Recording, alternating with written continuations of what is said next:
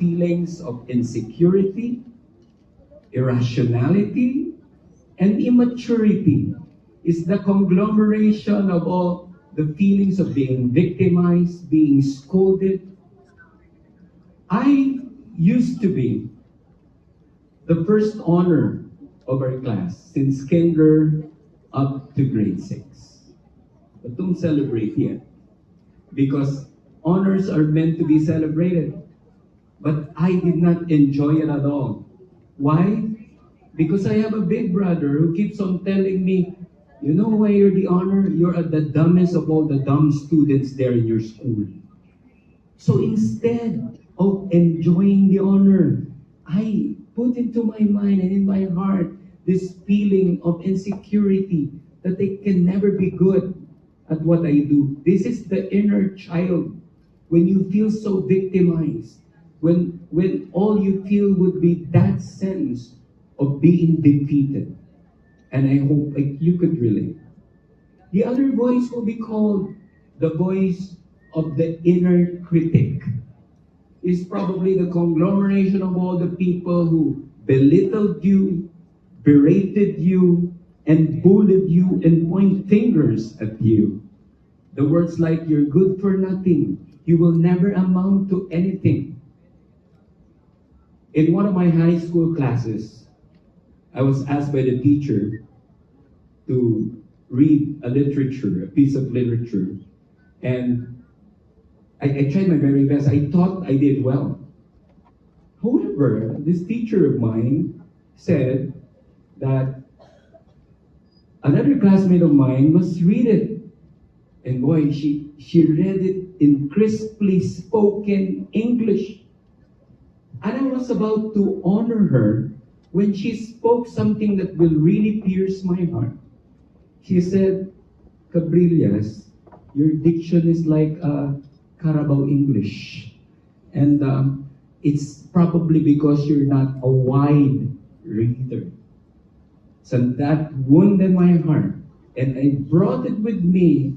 And that's the reason why, for a long, long time, I dreaded to speak in English. I was hoping that I would improve because by a stroke of fortune, I was able to enter the University of the Philippines. And he said that they speak in English there. But guess what? The moment I entered UP, they Filipinize the language. In Tagalog, so it's Tagalog then. So they're not speaking in English. So in the future, I was a graduate of UP who cannot speak English at all. The third voice. So some of you, there's just two voices, but there's a third voice. It's called the voice of the inner con, or the inner convict. That's why we call ex-prisoners ex-convict. You might want to call this voice the inner criminal, because this is the voice that wants to get even, that wants to retaliate, that wants to take revenge.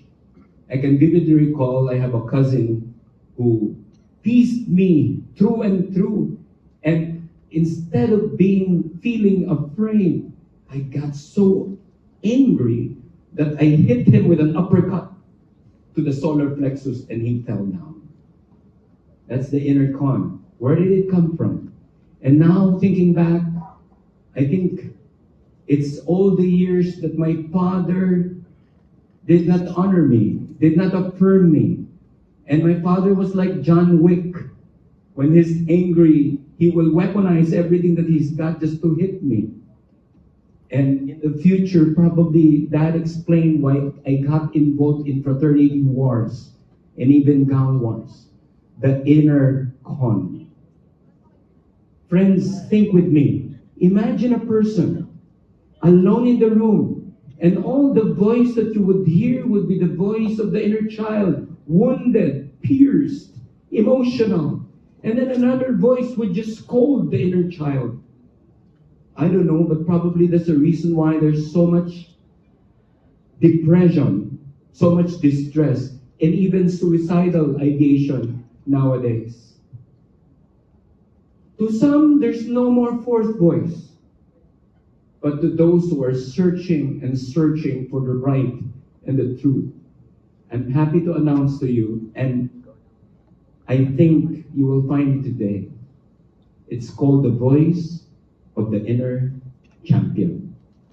The voice of the inner champion would be a collection of all the people who mentored you, who believed in you, who said that you can, who will say that you've got what it takes.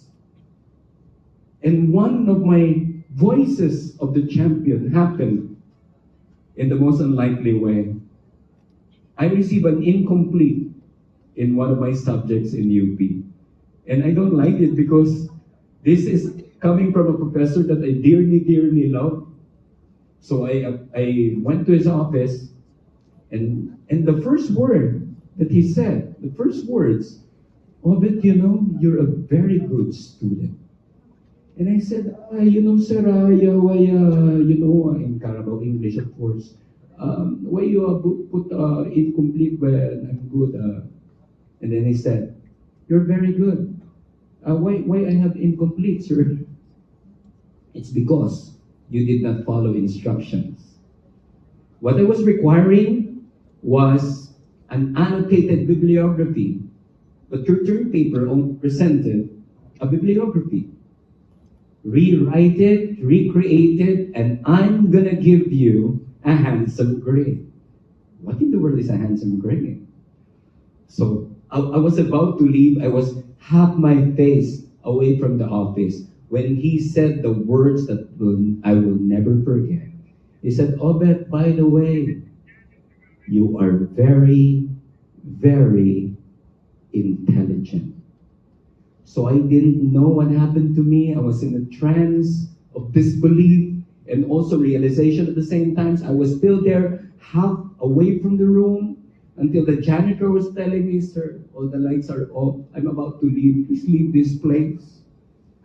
And for the first time, I vacated that building. I was walking the streets of the University of the Philippines, a changed man. I was not intelligent. I was not very intelligent. According to the champion voice that this professor gave me, I was very, very intelligent. Did I mention that I had 1.25 for a grade that time? So that was the beginning of my accomplishments in life. I used to label myself as a person with very low self-worth. I almost got kicked out in the university because of my fraternity-related cases. But now, the school that wanted me kicked out made me a senior lecturer in the University of the Philippines, and there are events that I will represent UP Diliman.